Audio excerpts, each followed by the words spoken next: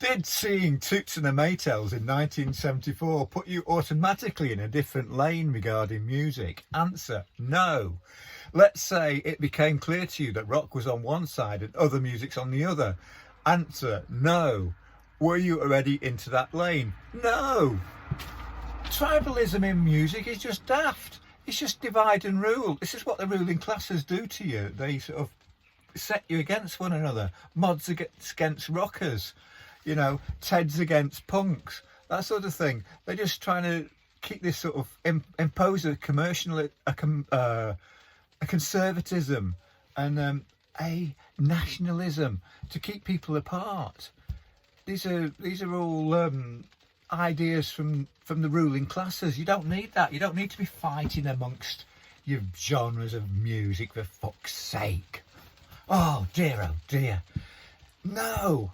Rock music isn't over there and other music's on the other side. That is a nonsense. The way these events are organised and marketed, and the way that the punters are exploited in rock music festivals, well, as they occurred, well, that's a different kettle of fish.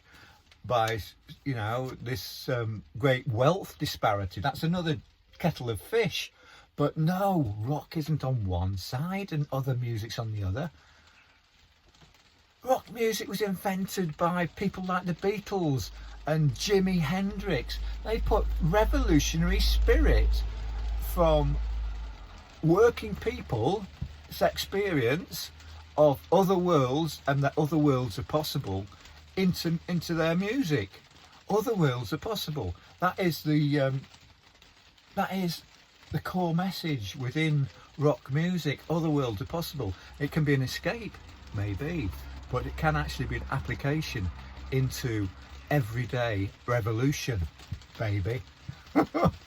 You seem very critical of the sonic way reggae was incorporated in punk up until Pill and Jar Wobble.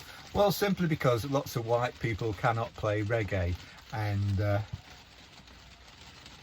that's all. They just weren't doing it very well. That's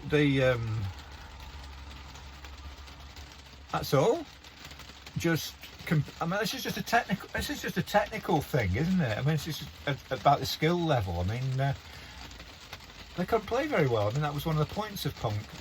It's a point of entry, though. It's a point of entry into music. Music changes the consciousness. Music and visual art change the consciousness of the people. Get in there and change it for yourself.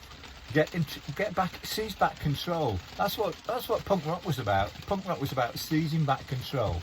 It was, you already know enough. Here's a chord, here's another chord, here's another chord. That's enough information. You probably don't even need that amount of information to form a band and to participate in shaping human consciousness.